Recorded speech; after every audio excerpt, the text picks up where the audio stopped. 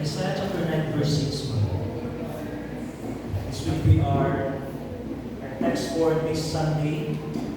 And regarding nila hapon sa aton nga celebration, ang Christmas celebration, ang aton nga pagtuon.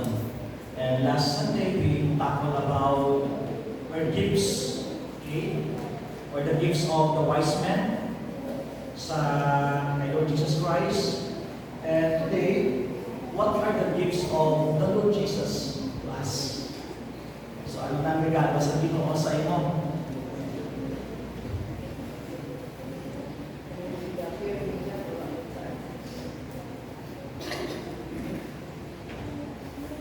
And I'm for sure na dahil kita sa mga regalo na nabagong sa Ginoo. Okay? Physical, ato ng tawag sa mga aton nga physical body, we are healthy. Amen? So, pasko mga kahig. Okay?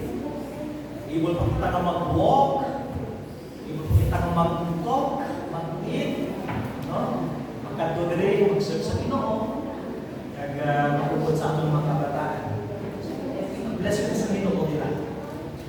At the same time, ina-bless pa kita sa Ginoo in world. Sino diri imol? Amen. Wala imol. Sakto wala kasapat. Wala imol kanaton kay manggaranon kita tanan sa Ginoo. Amen. Amen. Abito na nga imol kita. Okay? Tanan kita mga manggaranon. Gagang Ginoo man, at the same time, nag-bless aton in spiritual. Okay? Dako sa mga blessings na pina-pour out sa Ginoo sa aton spiritually. Kanamugin. Na ma-feel naton nga do kanamig sa aton ng mabatyagan, the peace of God, the love of God, the mercies of God. Kung giniling mabatyagan, aton din magsagap sa man. Okay? Although may mga struggles kita, mga suffering, but then ang Ginoo natin ang nagmalayo sa pag-bless sa atin. So dapat kita actually sa mga blessings. Material blessings, financial blessings. Okay? Dapat ako din. May mga masunod pa. Okay? In the following days, may mga blessings pag prepare ang Ginoo sa aton. Kabalo ka mo nga ginapaabot yung manan. No? So, yung blessings ang Ginoo, hindi natin may hindi natin may paluan.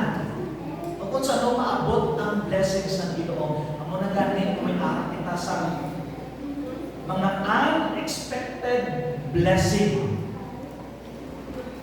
nga surprise lang kita. Gata-amaze kita na amo ni galing na mag-prepare, no, sa blessing ng Ginoo sa atin. So last days, no, may aral sa mga nagpasar sa board exam, bar exam. Sa ako ng batch sa high school, may duwala kami ang abogada, amon nga valedictorian, nag-salvatorian. Doon sila nag-abugasya. So, yung mga bakaman sa mga pastors, yung kapasa sa board exam, how the Lord blessed them.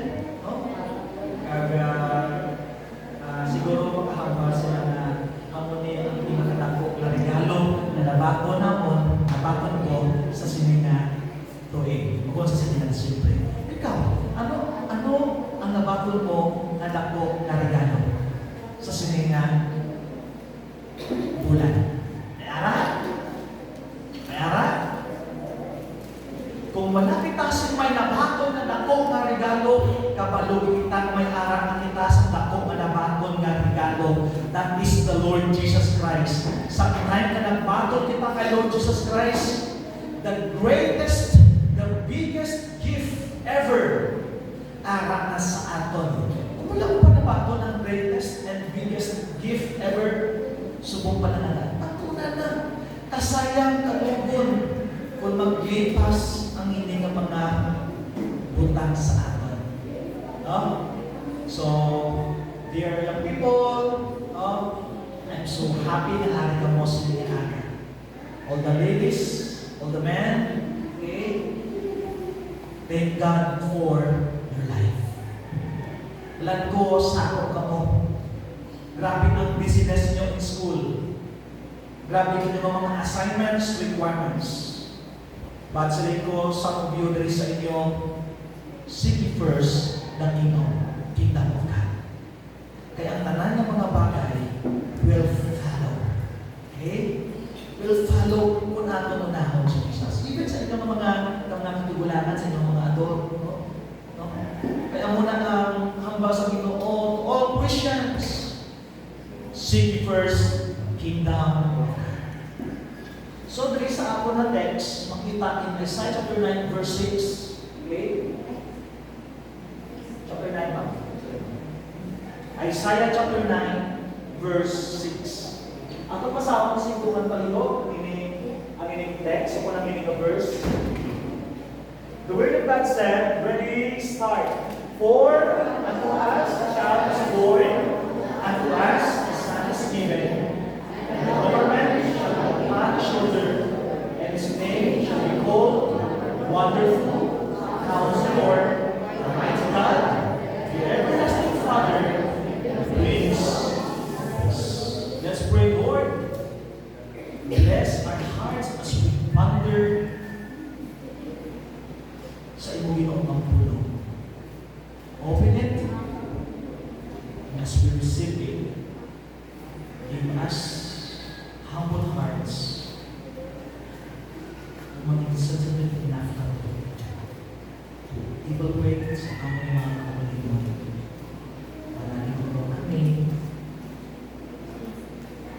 kahatag sa maya ng Panginoon. With us as we listen from the word in Jesus' name. Take note sa sila verse. Okay? Maging pang mention na natin ang lanta siya ipaluon. The first one is the word as. And the word as. Okay? Kung ako na siya pamangtungan, for unto us. Kung ako istila na akong kaugalingon, for unto me, a child is born. For unto me, and unto you, a son is given. That the very reason why God the Father sent His begotten Son para mabuntag, para itublo sa akon. And this is the greatest gift ever. Tanpan si Ninong sa akon sa auto nga Lamborghini. Imposible, no? Hindi man imposible. Pero hindi niya makatupong kasi na yung greatest gift na ginhatag sa akon ng Ginoo. Sa inyo, ano man ang greatest gift na aton magpapatong rin materially, financially, hindi na makatupong, makatupas, makalabaw sa sining greatest gift. Once again, listen to this. For unto me, a child is born. Sino ginakuman na padalaan? Kagbunagan na sa manluwas ng kalibutan. Sino gikuman? Gina-question na itong galingon ko. Sino gikuman na tagahaan sa siling bata man? Sa manluwas? Sino giko? I am a filter rams. Kaamay ako sa tramo nga grabe kahit ko. Sino ginako nga tiluan? Doon mo na ako ng pag-evaluate sa akon nga kaugalingon. And hopefully and prayerfully sa akon din mismo tanan. So kapag sa ginambali ni Prophet Isaiah, and the government shall be upon his shoulder. No? Ang pagdumanahan arak sa iya nga abaga. And his name shall be called Wonderful, Counselor, the Mighty God, the Everlasting Father, and the Prince of Peace. Mamunuotod sa Ginoo, sa sinayang Christmas, may mga discouraging time ka sa iyong life, sa iyong family. May mga disappointments ikaw, bayaw kahit. Ako, I have so many disappointment, discouragement, and I know for sure na kamuda-muda mo man. Ano pagin? May mga seasonal depression ka mo. Sino ito rin? Sino ito? Yes. Some of us, may mga seasonal depression, stress. Plako kita. Ano pagin rin ang hinahambal? May mga loss of loved one. Damo kita sa mga ang kaliwan ng mga kilala natin na nagtuna. Ang iba, kadya na magulan ng kaliwan. Ang mga direktor, kadya na magulan. This means that pato kami dito for vigil or funeral service. Pato kami dito. Tapos ng mga kilala man po, ang iyang father, ang iyang son, ang kaliwan. So, isa ako na ang nag-discourage sa aton. Ako na nag-disappoint sa aton. No? Ang losing of loved one. Failures and marriage. Amuni ang ginaprepare sa Ginoo sa iyo. No? Kung may arang pa sa losing or failures sa aton na sa aton na pagpangabuhin bilang isang kapanimalay.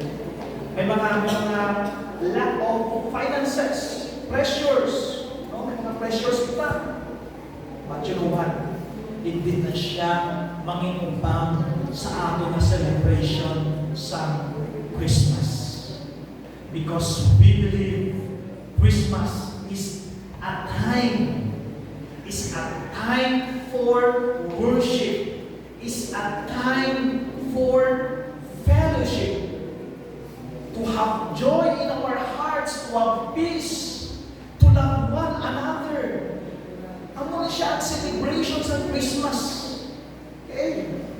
That is why wala na, i-disregard na disappointment, discouragement, okay, depression, stress, burdens, troubles in life. Disregard na sila and let the love of God and the peace of God will overflow into our hearts. Amen? Hindi mo nagani ka dito, batsagan mo nasa nagkakantap na, batsagan mo bityain ang talipusuko nyo, grabe pinagkalipay nyo, ini atlaw sa pagsimpa sa Ginoo, may bulan para magsigiyaw ka sa selebrasyon sa Christmas. No? Namin din. So, makita natin, sometimes nagka-combine ang effects. So, sa mga difficulties and disappointments na ato na ginaato no? Nagka-combine sila. Kagamunin ang natawag natin na seasonal or seasonal of depression na nakatipon. Ako magsubra-subra na doon nag-explode, boom! Nakalupok. Okay? But you know what? The reason why God gave His Son, why God sent His Son to be born sa kanyang kalimutan, is to give us 6 supreme gifts. Abi naton isa lang.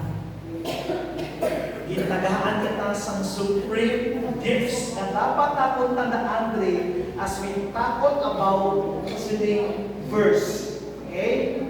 Listen closely. These gifts are 6 glorious truths concerning the person of the Lord Jesus Christ. Munihan, matatabi na. Na ang Ginoo dira ng mention His name called Wonderful, Counselor, the Mighty God, the Everlasting Father, the Prince of Peace. Pag hindi sila may extravaganza, sila na pinaprepare sa aton, sa imo. And number one is this. Number one, sympathy. Or sympathy. Simpatiya. Kung ato rin makita nga ang bata ginbunag, ang bata gintugro, ang iyang pangalan, Counselor, Wonderful, Mighty God, Everlasting Father, Prince of Peace, inagali nagatugro sa simpatiya. Simpatiya nga ano? Ang kinahanglan ko galing sa simpatiya sa Diyos, ikaw hindi ko kinahanglan ng inyong simpatiya. Malaglag ang kabuhi ko. Ang kabuhi ko manginkuyan. Ang kabuhi ko hindi mapuslan. Kinahanglan ko ang simpatiya sa Diyos. That is why sometime na na-receive pa sa Lord Jesus Christ, the baby, naging-mention rin, naging-bunag, okay? Naging-hatag. Sometime naging-bakon ko siya. Ako na-experience ang simpatiya sa Diyos.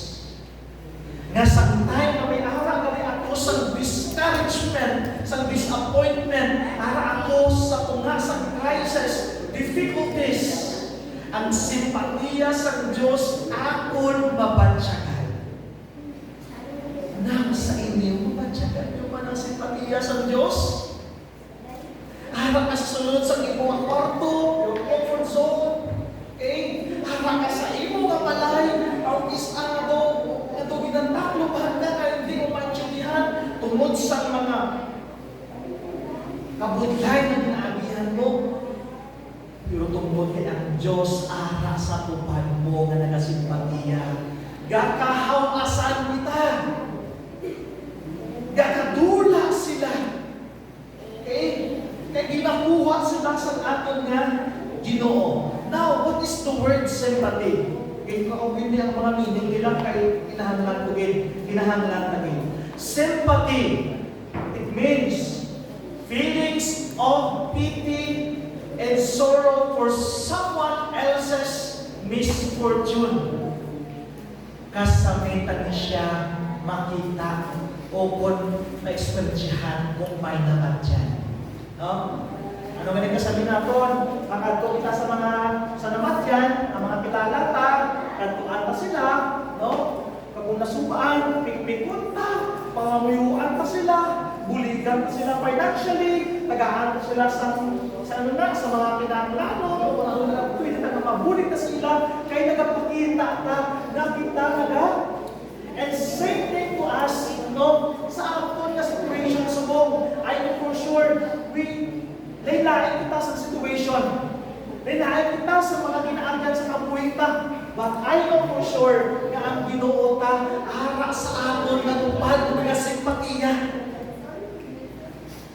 Simpatiya sa aton na naabutan sa kabudlayan, wala na naka-recover. Mayawin ako. Wala man. Wala ako dito sa ito. Nalika na palapit. Pastor, hindi na ka-pray ako ni Pastor. Pastor, please, maligis ako ni. Ako ni. Hindi nag-recover man.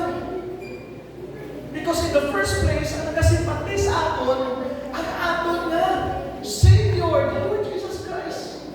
Kung makita na itong galimok sa saligang verse, ang Ginoo, the wonderful Counselor, Mighty God, Everlasting Father, Prince of Peace, extravaganza na napakita sa Ginoo nila. In the first thing, our God na-sympathize sa atin. Na-sympathize. So, si Prophet Isaiah na-declares nila, okay, child is born and a son is given. Kagang he highlights Apostle or Prophet Isaiah highlighted the truth that Jesus was and is a human being. Okay? Not pakatawid. Now, this term, this word, born. And to us, is given. Kaya mapaidalog sa iyang abaga ng government. Matawagin. Magpakatawagin. No? Kaya muna ang sugo sa amay sa iyo. Pero kanami lang, ang very unique ladies, nung biyahanay si Mary and Joseph, no? Nung biyahanay, at sila ganun mismo, natingala sila. Natingala sila. So si Mary, she's a virgin, no? Bakit siya matandog na natingala sila? Pero amo na ang pamaagi sa Ginoo, sa amay, nga magunang ang iyang anak, ang iyang mabunto na anak na si Kristo sa isa na parihin na babae. Pero andot how ang sadya kay may prayer. Nga ang prayer niya, ang natagaan pa sa applause, natagaan pa sa appreciation in this Lord Jesus Christ. This is very, it is very, very wrong. No? Very wrong. Sa mga prayer nung, mga prayer na angay sila. Thank you, Mary. Thank you, Mary. Kundi ang ating pasalamatan, who is the baby na nagpusong ni Mary, the Lord Jesus Christ. So, kanapit rin, no? Ang ato rin pa-felt sa ating pagkabuhi, no? Ang simpatiya, God's sympathy sa ato na mga kabuhi. So, namunahan ko na sa ginaagihan. And we will not know the next year, no? Starting on January, ano ay yan? Ang ato naman ma-face ng mga difficulties. Ano naman ang mga discouragement na ato na ato. But remember one thing, first thing, ang simpatiya sa Diyos ara sa aton sa tanan ng mga tinion. Hindi lang sa tanan ng mga tinion, kundi sa tanan na nag-aabot sa aton ng mga kabutlayan, ang simpatiya sa Diyos ara sa aton. Amen? Amen. And the second one, makita natin rin, tatlong na ito bagay ang ibili mo sa inyo. And the next three, sa next Sunday. Before sa second, nangyari ko isang gusto ipilin sa inyo, three statement. Number one, there is no temptation or trial that we cannot understand. Okay? There is no temptation or trial that he cannot understand. Sa ato niya kaugalingon mismo. Okay? May mga temptation na mag-aabot, may mga trial na mag-aabot, and he can't understand. Tsak naman ko, hindi na itong maintindihan. Hindi na itong maintindihan. But God's sympathy, harapin niya sa aton. Harapin sa aton. And the second thing, sometimes umuwanin aton nga, ang aton na sitwasyon, there is no struggle or sadness with which you cannot sympathize. Okay?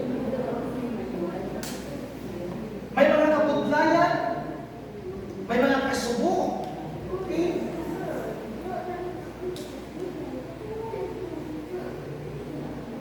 Pero si Lord Jesus Christ ang mga simpatay sa atin.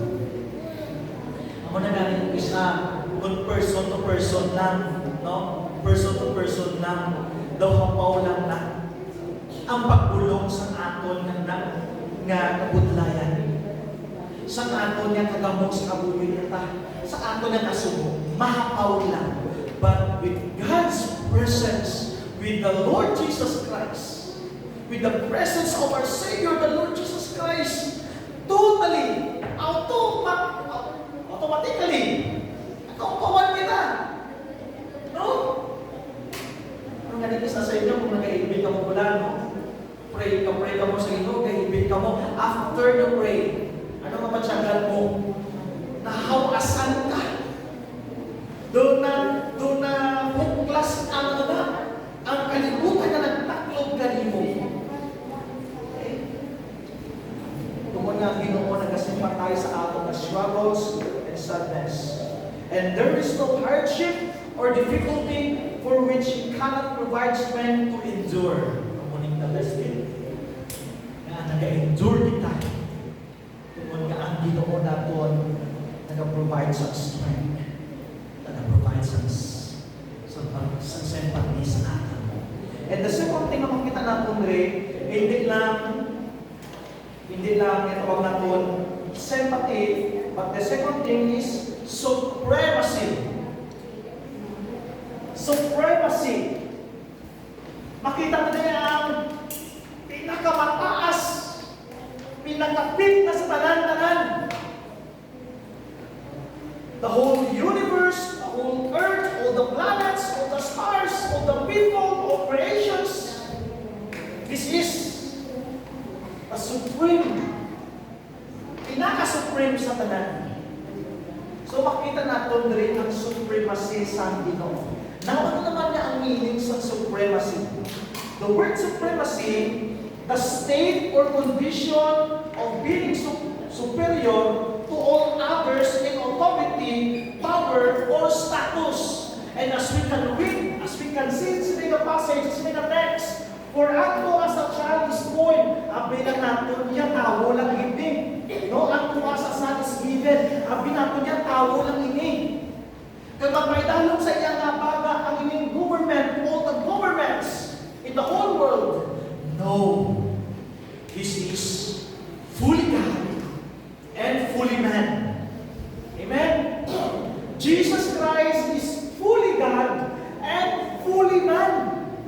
That's why we can say that He is very supreme. He is supreme. Jesus is supreme. Ako mo niyo, the 5 attributes na mention dre, grabe ni ka dalong, grabe ni ka sangkan, grabe ni ka matinaas-taason ng mga pulong. Wonderful Counselor, the Mighty God, the Everlasting Father, the Prince of Peace. Pamalandungin nyo pala, kung manungkad yun na. Kung sa tao pa, walang kita yan. Sa tao nga iyamal. Namamag kita sa tao, you are wonderful. Okay lang naman kung beautiful. Pero wala kita sa nagagamit, you are wonderful. Kasi in the first place, ang pinaka-wonderful ng gifts ng Lord Jesus Christ. Very different. Oh, Counselor. Makatok ako sa akon. Pastor, problema ko. Counselor sa inyo. Hindi ko makahatag sa perfect counsel sa inyo. Go to the Lord Jesus Christ. Go to God. And ask counsel. Lord, please help me. Kung sa Ginoo, pangamuyok sa Ginoo, itikap sa Ginoo, what is your problem? What is your troubles? Itikap sa Ginoo. Because He is the perfect counselor. That's why He's supreme. God is supreme. Jesus is supreme. Mighty God. He is the same God. Sa kahapon, sa katapusan, sa kalaabuton, is mighty God. Ang Diyos ko naman nagpag-away sa mga Israelites before, na nagpagwasa nila sa Egypt, nagupod sa ilang dalanon, sa ilang journey, nagpagod sa Red Sea. It's the same God. Ang ating ginaalagad suko. And we could say, and we consider it, He is the mighty God. Ito nga ka Diyos. Ako dako ka Diyos. Everlasting Father. Ano dalawang talo maging everlasting eh. Wala sing katapusan. Wala sing insuburan. Wala sing katapusan. Okay? Ang tanan nagsugod sa Diyos. Before anything else, There is God na nagakabuhay na kadaan. Paano naman wala nagapati sa ginong mga atheist eh? You don't believe God. Ano ilan na may balutan? No? May mga tsuri-tsuri. Ako, hindi ko pati si tsuri. Ako kapati ko. What the Bible said. No? Sa iyangan namin, inakbal sa iyang pulong. Amo na ang patihan ko. No? In the beginning, no, papasok Genesis 1:1, in the beginning, God created heaven. I believe in God. I believe in God. From the bottom of my heart, I believe in God. So, kung makita natin ang supremacy sa Ginoo, the Prince of Peace. Okay? Ang hari o ng Prince of Peace, ang kalinong. Amo na si Lord Jesus Christ. That's why we could say, He is supreme. He is supreme. Now, ang mga terrorist nagaka-destroy. Ang mga politicians may posture. Ang mga armies nag-maneuver, ang mga nations nagaka-created. But Jesus sits on the throne in a challenge and an assailable supremacy. Wala siya nagka-challenge. Okay? Anto-anto wala. Dahil sa mga nations na nag-war against Israel, pero wala nila nadumog ang Israel. Why? Because God's nations. Because God is with them. Iyan na sa Diyos. That's why may mga atake ng mga rockets, may mga missiles, then automatically may sugat na, lupok sa babaw. Grabe na. I-challenge nila ang Ginoo. No. Hindi ma-challenge ang Ginoo yan. He is supreme. Okay? Grabe niya ang Ginoo. Pero ang terrorist, nagkaka-destroy, nagkakagulang, no? Ang politician, nagkatapos, no? Tapos, ang armies, no? Tapos ang nations, sinatilitan. But then, the Lord Jesus Christ, unchallenged, unsayable supremacy. Ang mga ato na Diyos. So, thank God. Thank God. Thank God. Kaya ang Ginoo natin is supreme sa aton na Christian living. Ang tao mabiya sa aton, pero ang Diyos hindi magbiya sa aton. Pakita sa Diyos sa iyang kagamahanan sa aton na kabuhi. And the last, ang makita natin nila, Zaga City. Zaga City. S-A-G-A-C-I-T-Y. What is the word Zaga City? The word Zaga City, the quality of having or showing understanding and the ability to make good judgment. Buot pa silingon, this person, the Lord Jesus Christ, He is a righteous judge na magukom sa aton, magukom sa imo, magukom sa aton tanan. He is right judge. He is the judge of all judges. You know? He is the president of all presidents. He is the pastors of all pastors. Because He is the head of all. Ang nakikita natin, when we sing Zaga City, no? Ang Ginoo tagali, He is right, or He made good judgment. Dili na pata sa aton niya nga hindi judgment. No? When we judge person, when we judge people, sa lang aton nga judgment. It's better pa naman, zip na lang ang mouth nato, no? And bayin na lang. No? And then makita natin the right judgment and makahatag sa good na judgment, only the Lord Jesus Christ. So ito makita natin na kung mag-counsel ang Ginoo sa aton, mag-counsel ang Ginoo sa aton, okay? Ang ginahatag natin sa aton is the good counsel. The good counsel. Mga lalaki. Wonderful counselor. Ako ng third day, ang word na gamit, counselor. Okay? Na kung mag-judge ang Ginoo sa aton, counsel ang Ginoo sa aton, no? It is a good counsel. It's a good counsel.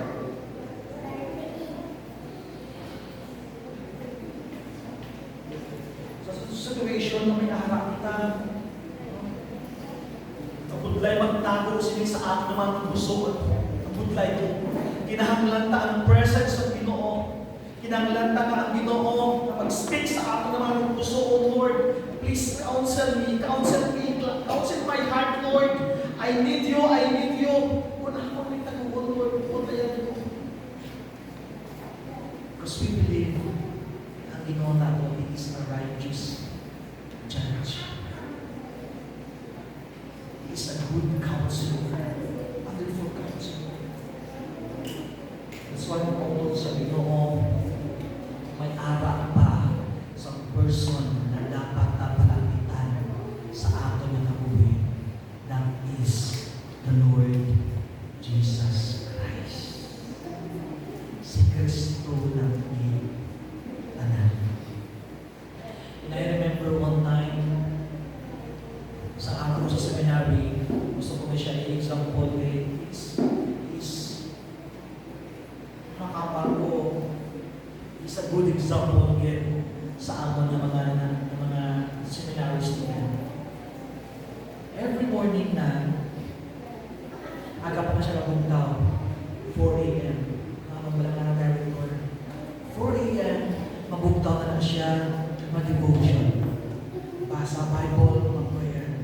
And after siya, magwa na sa iya na room, kag maglimpyo na siya. After na paglimpyo, balik naman na siya, prepare naman na siya kay manakunin na siya PR. And after that, klase, hasta hapon, klase. But you know what? Is natin makita ko sa sining person, sa sining director ng one, always na siya makita na nagabasa sa Biblia. Sa library, sa iyang room, tungkol sa liitan. Pero hindi mo na siya makita. Nabuot pa siya nun, ang hindi na persona na punan sa counsel sa Ginoo. Namin pala sa kanya sa ending sa kanya na life. Samtang na ginano siya, naging hospital siya. Pero pasik pa siya. Pero matapag na ang ginagana na. Nag-spread na sakit. So nagluya na siya. Doon kumagos lang ng tabi yung mga tayo, natutulog lang. Ang muna na ang iyanan ng sitwasyon. Until sa time na nagabot na wow na sa Ginoo, nagatulog lang. Kanang isa iyanan sa kamatayan. Kutugahan ko sa kamatayan ka, sa nagatulog lang. Para sa mga tigulang na natural death, nga sa pangitahan ng kitsilera, ginkuha sa Diyos. Tulog lang. Para sila nga nag-suffer din, nabudlayan, tulog lang. But you know what? Nakita ko sa inyo. Very devoted sa Ginoo. Every time na nagabas sa pulong sa nagapahamuyo.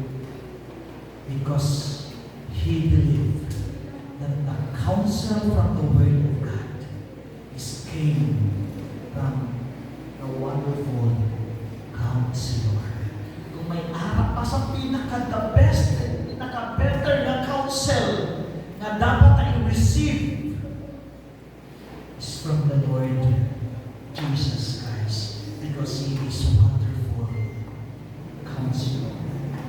Next Sunday, tagaan mo sa 3 ang sugpon sa sining 3 kay the best pagin ang mga reminder sa sining 3. So remember, God's sympathy, God's supremacy, and God's sagacity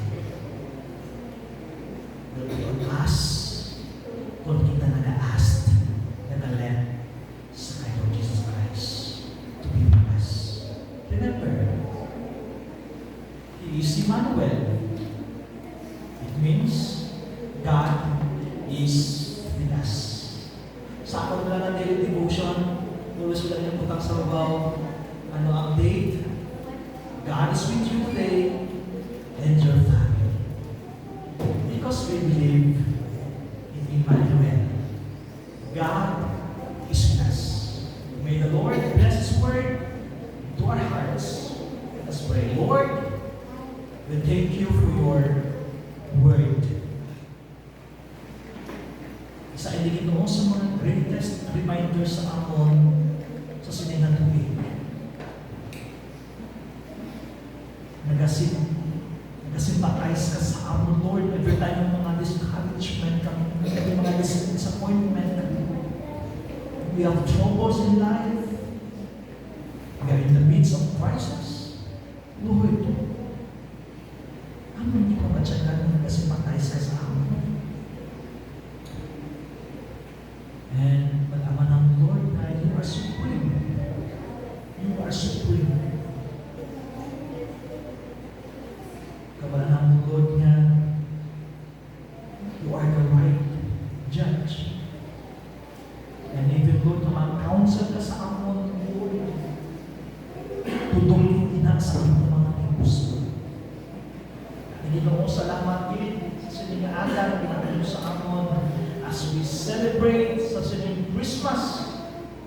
And every day is Christmas sa amon na kabuhi, Lord.